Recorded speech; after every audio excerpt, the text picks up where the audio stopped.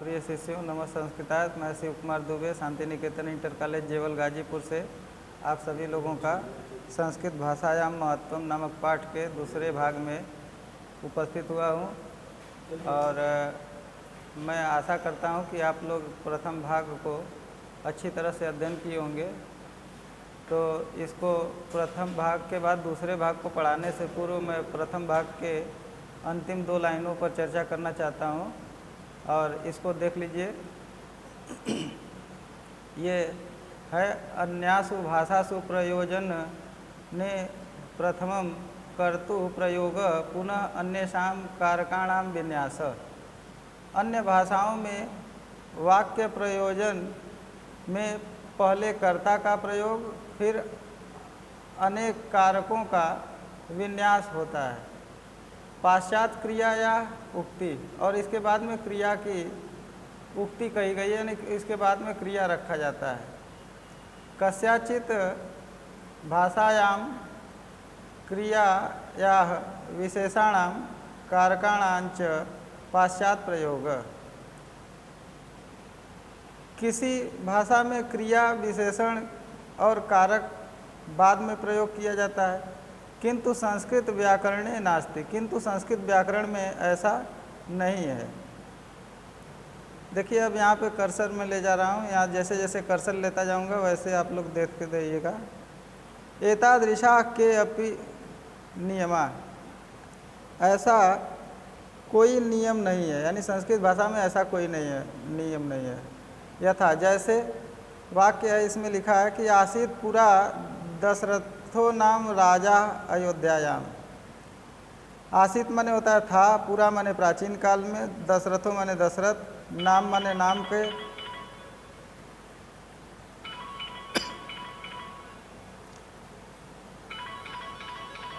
थोड़ा सा 1 मिनट। हाँ, तो देखिए थोड़ा सा फ़ोन आ गया था, इसलिए जो है डिस्टरबेंस हो गया। देखते हैं फिर से इसको। जैसे मैंने बताया था, आसित माने था, पूरा माने प्राचीन काल में, दशरथो नाम माने दशरथ नाम के, राजा माने राजा, अयोध्या माने अयोध्या में। तो इसको सीधा हम लोग करेंगे कि प्राचीन काल में दशरथ नाम के राजा अयोध्या राज्य में थे। अब अस्यैव वाक्यस्य विन्यास, इसी वाक्य का विन्यास एवं अपि इस प्रकार भी भवति माने होता है। पूरा अयोध्यायाम दशरथो नाम राजा आसीत, प्राचीन काल में अयोध्या में दशरथ नाम के राजा थे। कामा दिया यहाँ पे। इसके बाद फिर लिखते हैं कि अयोध्यायाम दशरथो नाम राजा पूरा आसीत। वही अर्थ इसमें भी निकलता है कि प्राचीन काल में, देखिए लिखा अयोध्या में, अयोध्या में दशरथो नाम यानी दशरथ नाम के राजा प्राचीन काल में थे, या प्राचीन काल में दशरथ नाम के राजा अयोध्या में थे। इति माने ऐसा, वा माने अथवा। कस्यापि पदस्य कुत्रापि स्थानम भवेत न कापि क्षति, कोई भी पद कहीं भी स्थान पर हो, इससे कोई भी क्षति नहीं होती है, कोई भी नुकसान नहीं होता है। अब आगे देखते हैं। संधिनाम विधानेन वाक्यस्य विन्यासे सौकर्यम जायते। संधियों के विधान में वाक्य के विन्यास के मिश्रण होते हैं। सौकर्यम माने मिश्रण होता है, विन्यासे माने विन्यास में, वाक्य से माने वाक्य के, विधानेन माने विधान से या विधान के द्वारा, संधिनाम माने संधियों का षष्ठी, ये षष्ठी विभक्ति बहुवचन का रूप है। संधि लिखा है इसमें, और बड़ी की मात्रा दिया है, जबकि छोटी की मात्रा होती है प्रायः, लेकिन यहाँ पे जब संधि किया गया है षष्ठी विभक्ति में, तो ये बड़ी की मात्रा हो गई है। तो इसमें क्या लिखते हैं, इसका अर्थ है कि संधि के विधान के अनुसार या संधि के विधान से वाक्य के विन्यास में मिश्रण होता है। एकस्याम पंक्तौ समासेन बहुनाम शब्द योजना भवितु। एक पंक्ति में समास के बहुत से शब्दों की योजना होती है, शक्या माने हो सकती है। यथा, जैसे कवि कुलगुरु कालिदास, कवि कुलगुरु कालिदास एकस्या क्रियायाः विभिन्नार्थम द्योतनाय 10 अलंकाराः वर्णिता। एक क्रिया के लिए विभिन्न परिस्थितियों हेतु 10 अलंकार वर्णित हैं।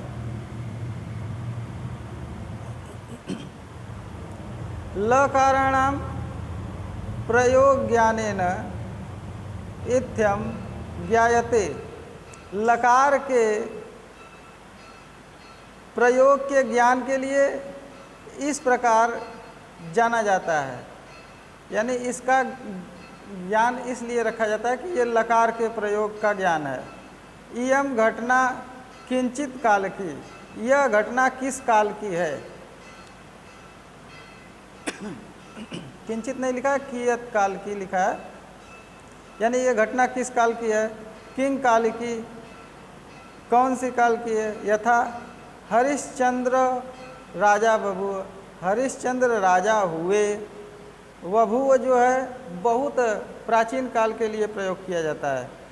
आगे देखते हैं कि रामो लक्ष्मणेन सीतया स वनम जगाम। जगाम वाला ये जो धातु रूप है ये भी प्राचीन काल के लिए, यानी बहुत लंबे समय पीछे जो बीत चुका है उसके लिए प्रयोग किया जाता है। तो राम लक्ष्मण और सीता के साथ यहाँ पे देखिए ये जो स शब्द लिखा है ये यहाँ पे तीसरी विभक्ति का प्रयोग का सूचक है। स का एक सूत्र आता है, स साकम समम सार्धम योगेन तृतीया। तो जिसके साथ में जाया जाता है उसमें तृतीया विभक्ति होती है। देखिए यहाँ सीतया में तृतीया विभक्ति है, यहाँ पे लक्ष्मणेन में तृतीया विभक्ति है, इसलिए ये इसका ये प्रयोग हुआ कि राम लक्ष्मण और सीता के साथ वन गए बहुत प्राचीन समय में। अत्र लिट प्रयोगेण ज्ञायते, यहाँ पे लिट का प्रयोग का ज्ञान होता है। इयम घटना पुरा काल की सहस्त्र वर्षात्मिका लक्षात्मिका वा, प्राचीन काल की हजारों वर्षों की अथवा लाखों वर्षों की घटना होनी चाहिए। स्यात् मने अस्ति शब्द के विधिलिंग लकार के प्रथम पुरुष एक वचन का यह स्यात् रूप है। गतास्मि वाराणसीम कथे नैव ज्ञायते। गतास्मि, अस्मि मने हूँ, गता मने गया हूँ, वाराणसी मने वाराणसी को, द्वितीय विभक्ति एक वचन, कथे नैव कहने से नहीं, ज्ञायते मने जानते हैं। स्व गतास्मि, क्षमा कीजिएगा, कथन से ज्ञात होता है कि वाराणसी गया हूँ। स्वगतास्मि मने कल जाऊँगा। सामान्य भविष्यत काले, सामान्य के भविष्य काल में लिट प्रयोगो भवति, लिट का प्रयोग होता है। एवं इस प्रकार भूतकाले अपि अद्यतन अनद्यतस्य च भूतकालस्य कृते, इस प्रकार भूतकाल में भी अद्यतन और अनद्यतन और भूतकाल के लिए होता है। पृथक पृथक अलग अलग लकारों का प्रयोग है, यानी भूतकाल के लिए भी अलग अलग कालों का लकारों का प्रयोग है। और आगे देखते हैं संस्कृते, संस्कृत में सप्तमी विभक्ति एक वचन, अर्थान गुणाश्च क्रोडीकृत्य शब्दानाम निष्पत्ति। संस्कृत में अर्थ को और गुण को या अर्थ अथवा गुण के लिए शब्दों की निष्पत्ति में उसी की गोद में उसका अर्थ छिपा होता है। यानी जब संस्कृत का शब्द हम लोगों के सामने आता है तो वो जो संस्कृत का शब्द है वो स्वयं अपने शब्दों की उत्पत्ति और अपने गुण को व्यक्त करता है। जैसे यथा माने जैसे, पुत्र कस यानी पुत्र शब्द है तो इसका प्रश्न पूछा गया कि कस्मात् पुत्र, कैसे पुत्र, यानी पुत्र शब्द है तो वो कैसे पुत्र हो गया। तो उसका यहाँ पे व्याख्यान लिखा है कि पुम नरकात् त्रायते असौ पुत्र, पुम नामक नरक से बचाने वाला जो हो वह पुत्र होता है। कामा लिखा है, इसके बाद कामा दिया है, इसके बाद लिखा है आत्मज। तो इसका प्रश्न पूछता है कि कस्मात आत्मज, कैसे आत्मज। तो इसका उत्तर इसमें लिखा है कि आत्मनौ जायते असौ आत्मज, आत्मा जाती है वही आत्मज होता है, यानी आत्मा ही पुत्र के रूप में, आत्मज के रूप में उत्पन्न होती है, उसी को आत्मज कहते हैं। अब अगला लिखा है कि सूर्य, कस्मात सूर्य, सूर्य कैसे सूर्य। अब सूर्य का शाब्दिक अर्थ यहाँ पे देखिए लिखते हैं लेखक महोदय कि सुवति कर्मणि लोकम प्रेरयति अतः सूर्य, सोते हुए को कर्म करने के लिए संसार में प्रेरित करता है, इसलिए सूर्य है। अब आगे देखते हैं, सूर्य यदा नभो मंडलम आरोहति प्रेरयति लोकम, जब सूर्य, यदा माने जब, सूर्य माने सूर्य, कर्ता कारक प्रथमा विभक्ति एक वचन का रूप है यहाँ पे, क्षमा कीजिएगा थोड़ा मौसम के डिस्टरबेंस से गला खराब हो गया है। सूर्य यानी यदा माने जब सूर्य नभो मंडलम यानी नभ मंडल पर आरोहति माने चढ़ता है, तो प्रेरयति लोकम संसार को प्रेरित करता है। कस्मात सेते किस लिए सोए हो, उत्तिष्ठ उठो, वाति वातः यानी हवाओं को ग्रहण करो, स्वास्थ्य कर प्रदायकम प्राणवायुम गृहाण, स्वास्थ्यदायक यानी स्वास्थ्य प्रदायक, स्वास्थ्य को प्रदान करने वाली प्राणवायु को गृहाण माने ग्रहण करो। नैतिक्यानि कर्माणि कुरु, नैतिक कर्मों को करो। इत्यम प्रेरयन, इस प्रकार प्रेरणा दे करके आकाशम अगच्छति, आकाश में जाता है या जाता था। अतः सूर्य इति, इसलिए सूर्य है ऐसा। खग शब्द के लिए दिया है, खग माने कस्मात, खग तो कैसे, खे माने आकाश में, गच्छति अस्मात् खग, आकाश में जाता है इसलिए खग है। एवं अर्थ ज्ञानाय, इस प्रकार अर्थ के ज्ञान के लिए व्यवस्था अन्यासु भाषासु नास्ति, इस प्रकार अर्थ के ज्ञान के लिए अन्य भाषाओं में कोई व्यवस्था नहीं है। अव्युत्पन्ना शब्दाः तेषाम् अपि निरुक्ति,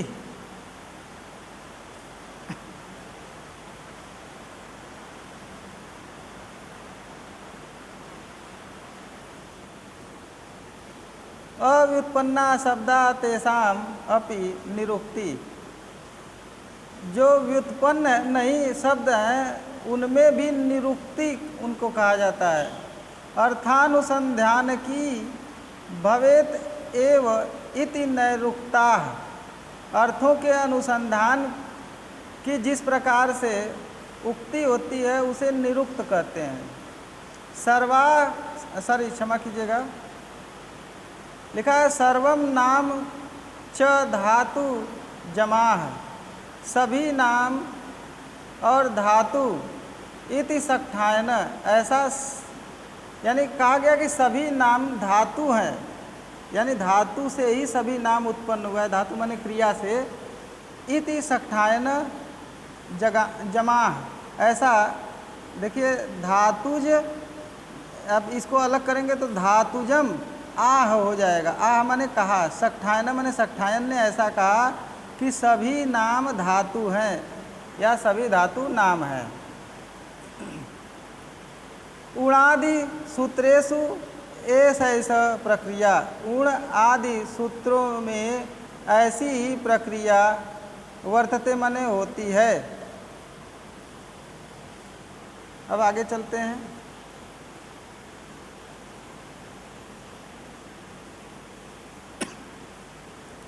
इयं वाणी गुण तो न गणीयसी, यह वाणी गुण को गणना करती है, गुणों से श्रेष्ठ है। अर्थातो गरीयसी, अर्थात श्रेष्ठ है, गरीयसी माने श्रेष्ठ।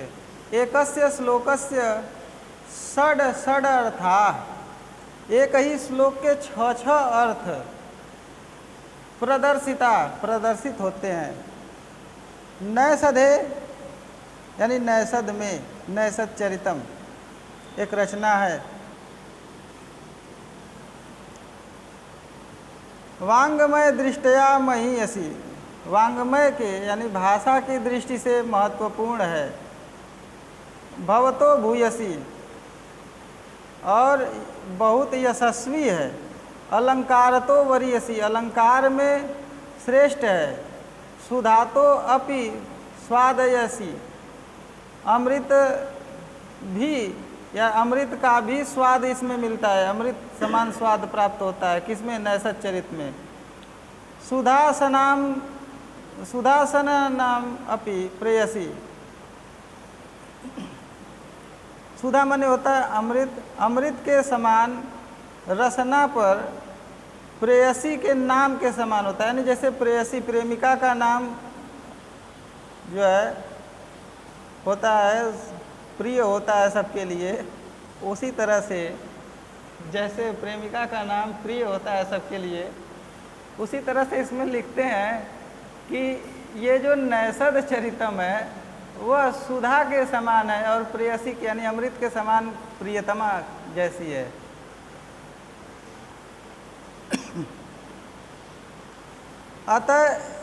अतएव जातक लेखका बौद्धा सर्वात्मना पालिम प्रयुक्तुम कृत प्रतिज्ञा, इसलिए ही जातक लेखक और बौद्ध लेखक अपना सभी ग्रंथ पाली में प्रयोग करने की प्रतिज्ञा करने के बावजूद भी, अपि माने भी, संस्कृते अपि स्वीयान ग्रंथान व्यरिचरचन,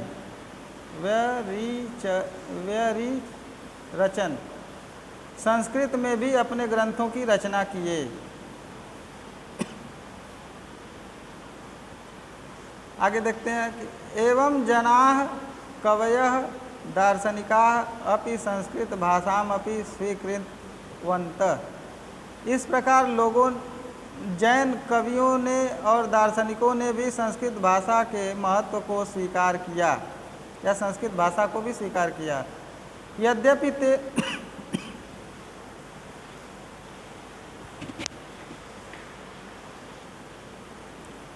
यद्यपि ते विचारेषु विपक्षधरा एव आसन, फिर भी वे सभी अपने विचारों के विपक्ष धारण ही किए थे, यानी अपने विचारों को विपक्ष में ही धारण किए हुए थे।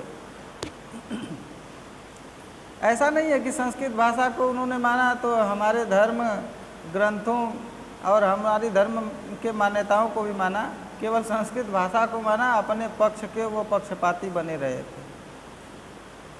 अस्या काव्य भाषाया शब्दगतम अर्थगतश्च ध्वनि माधुर्यम श्रावम श्रावम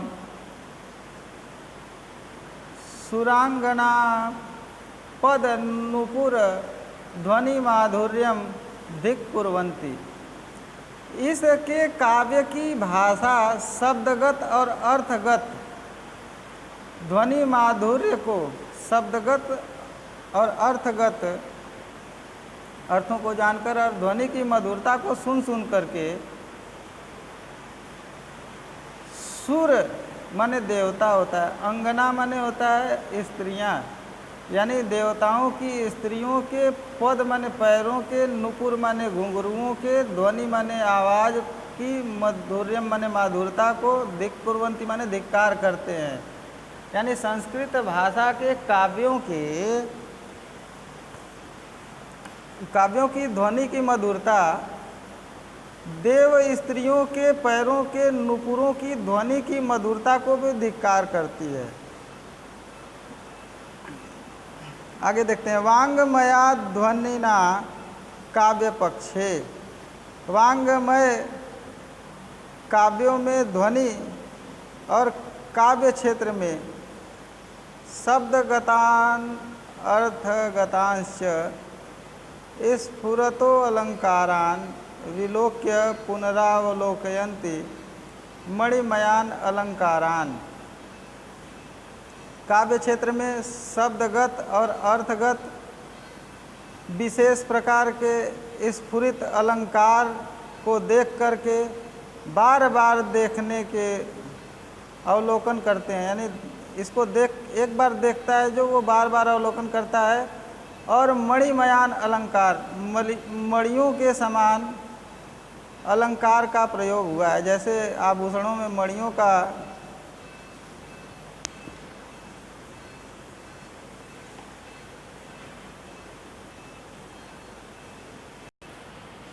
हाँ देखते हैं आगे।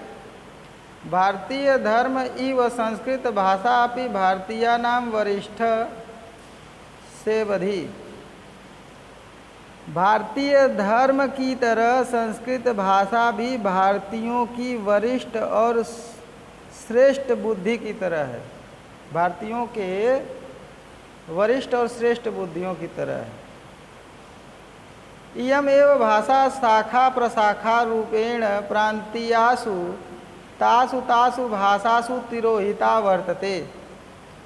यही भाषा शाखा और प्रशाखा के रूप से प्रांतीयों में यानी प्रांतीय भाषाओं में तासु तासु माने उन भाषाओं में तिरोहिता वर्तते यानी तिरोहित हो जाती है। तिरोहित माने मिल जाती है। अद्य केचन धर्मांधा राजनीति भावना भाविता भारतस्य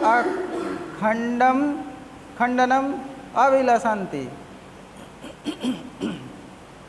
आज कुछ धर्मांध यानी धर्म के अंधे राजनीतिक भावना से प्रेरित होकर के भारत की या भारत को खंड खंड करने की अभिलाषा रखते हैं।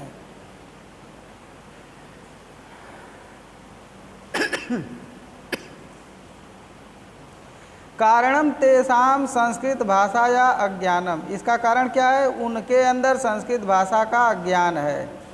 क्या लिखते हैं? कितना सुंदर ये सूक्ति है। इसको रामचंद्र जी ने कहा है। इसको रामचंद्र जी का ये वाक्य है, याद रखिएगा बालकों, कि जननी जन्मभूमिश्च स्वर्गादपि गरीयसी। श्री राम ने कहा कि जननी और जन्मभूमि स्वर्ग से भी श्रेष्ठ है। अयम निजः परो वेति गणना लघु चेतसाम। यह अपना और पराया ऐसी गणना लघु चेतसाम माने छोटी बुद्धि वालों का है। यानी ये मेरा है, ये पराया है, ऐसा गिनना छोटी बुद्धि वालों का काम है। आगे क्या कहते हैं कि उदार चरितानाम तु वसुधैव कुटुम्बकम।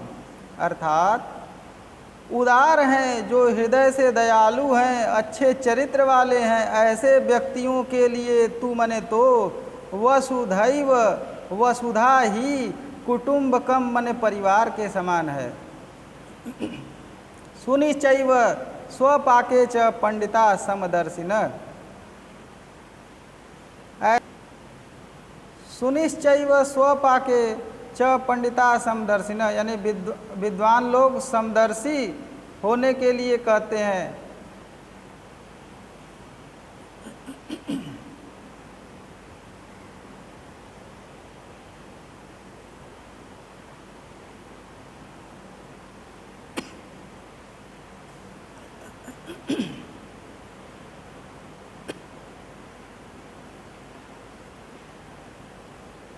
विद्वान लोग क्या कहते हैं कि सुनिश्चैव, सुना गया है ऐसा कि अपने आप में अपनी परिपक्वता में विद्वान लोग समदर्शी होते हैं। यानी जो विद्वान हैं, जो परिपक्व हो गए हैं, वो समदर्शी हो जाते हैं।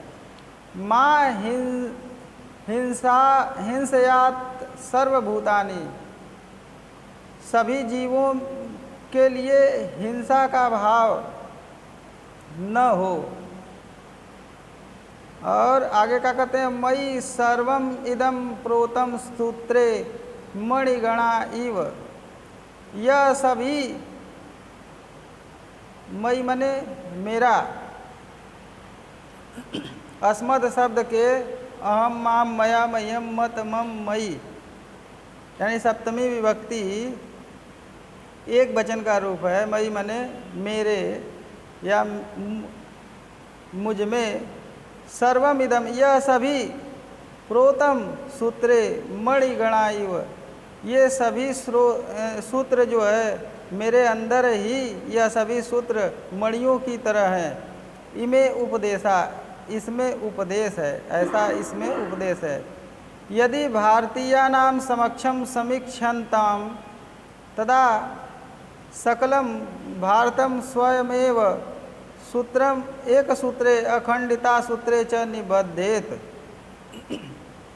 यदि भारतीयों के समक्ष समीक्षा करने वाले लोग जो समीक्षा करते हैं, तब सकलम भारतम सभी भारत को स्वयं ही एक सूत्र में, और ये च इधर आ जाएगा, और अखंडता के सूत्र में बांधते हैं। यानी समीक्षक लोग भारतीयों की समीक्षा करते हुए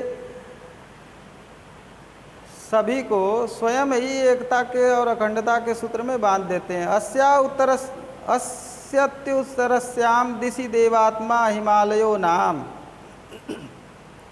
इसके उत्तर दिशा में देवात्मा कहे जाने वाला हिमालय नाम का नगाधिराज पर्वतों का राजा विराजित है। मानसम यान्ति हंसा न पुरुषा एव। जिस मानसरोवर में, यानी भारत जैसे मानसरोवर में, यानी भारत के उत्तर में जो हिमालय है, उस हिमालय में एक मानसरोवर होता है। उस मानसरोवर की विशेषता क्या है कि इसमें हंसा आते हैं, यानी हंस आते हैं। इसी प्रकार पुरुष भी, इस पूरे भारत को मानसरोवर मान लिया जाए तो ऐसे ही पूरे भारतवर्ष को मानसरोवर मानने पर जो पुरुष हैं, इस जो सच्चे सुहृदय पुरुष हैं, उसको हंस की भांति इसमें बताया गया है। इति संडिडम घोषयंती इयम भाषा। ये देखिए संडिडम लिखा है, संडिडिम माने डंके की चोट पे। इसका अर्थ आप लोग लिख लीजिएगा वीडियो से। डंके की चोट पर घोषयति माने घोषणा करती है, इयम माने यह भाषा, ऐसा डंके की चोट पर यह भाषा घोषणा करती है। आगे देखते हैं, संस्कृतम बिना एकता या अखंडता या पाठ निरर्थको एव प्रतीयते। संस्कृत के बिना एकता और अखंडता का पाठ निरर्थक ही प्रतीत होता है। नेहरू महाभागे नापि स्वकीयाम आत्मकथायाम लिखितम यत संस्कृत भाषा भारतस्य निधेस्तस्या सुरक्षाया दायित्वम स्वतंत्रे भारते आपतितम। नेहरू महाभाग ने भी, यानी नेहरू महोदय ने भी अपने आत्मकथा में लिखा है कि संस्कृत भाषा भारत की निधि है, इसकी सुरक्षा का दायित्व स्वतंत्र भारत पर आ पड़ा है। आगे देखते हैं, अस्माकं पूर्वजानां विचाराः अनुसंधानानि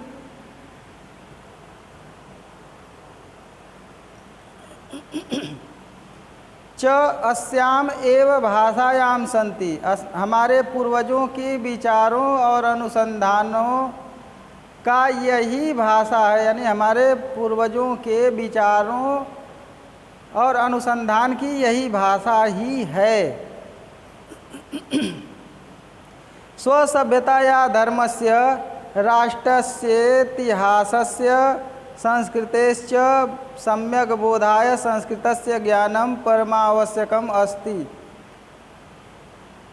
स्वसभ्यता, अपनी सभ्यता, धर्मस्य धर्म के, और राष्ट्र के इतिहास के, संस्कृति के बारे में भली भांति बोध के लिए संस्कृत का ज्ञान परम आवश्यक है। अब इसको एक बार फिर से सुन लीजिए।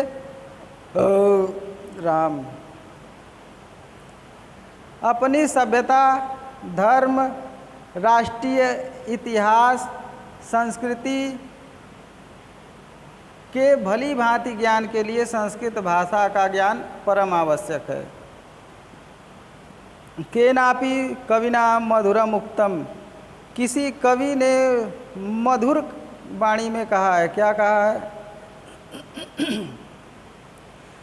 भवति भारत संस्कृति रक्षणम प्रतिदिनं हि यथा सुरभाषया सकल वाग जननी भुवि सा श्रुता बोधय जनैः सततं हि समादृता। अब देखिए यहाँ पे देखिए, सा माने वह किसके लिए? संस्कृत भाषा के लिए, सुर भाषाया। भवति माने होती है, भव धातु लट लकार वर्तमान काल एक वचन का रूप है ये। संस्कृत भारत संस्कृति रक्षणम, भारत के संस्कृति की रक्षा को प्रतिदिनम, प्रतिदिन ही माने अवश्य ही, भूमि माने हुई, शब्दार्थ बता रहे हैं बच्चों अभी, इसका अर्थ सीधा करेंगे तो आप लोगों को समझ में आएगा। सकल वाग जननी, संपूर्ण भाषाओं की जननी माता, बुध जनई माने बुद्धिमान लोगों के द्वारा, तृतीया विभक्ति बहुवचन का रूप है। सततम माने निरंतर, ही माने अवश्य ही, समादृता माने आदरणीय है। अब इसको सीधा करते हैं, सीधा करेंगे तो बुद्ध जनई माने बुद्धिमान लोगों के द्वारा, वह सुनी गई, श्रुता माने सुनी गई, सुर भाषा यानी देव भाषा, जैसे प्रतिदिन भारतीय संस्कृति की रक्षा के लिए होती है और संपूर्ण भाषाओं की जननी हुई, वह लगातार या निरंतर बुद्धिमान लोगों के द्वारा आदरित है यानी आदरणीय है। इसको देखिए, तथा भूतायाः अस्याः भाषायाः पुनः अभ्युदाय भारतीय पुनरपि सततम यतनीयम। इस प्रकार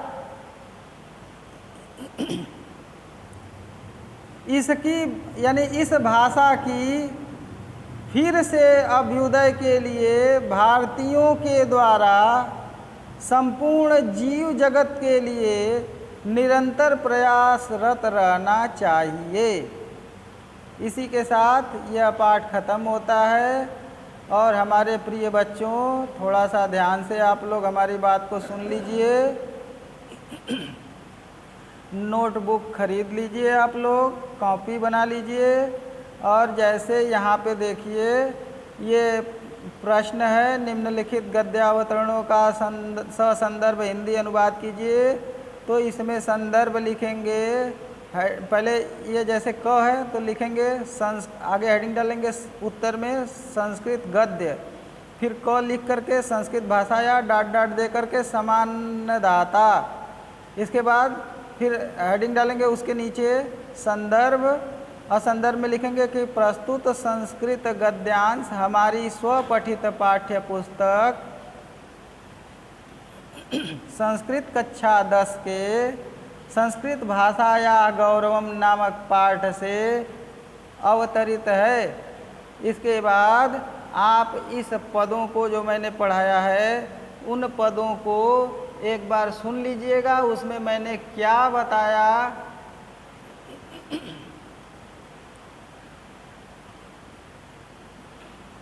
उसको सुनिएगा।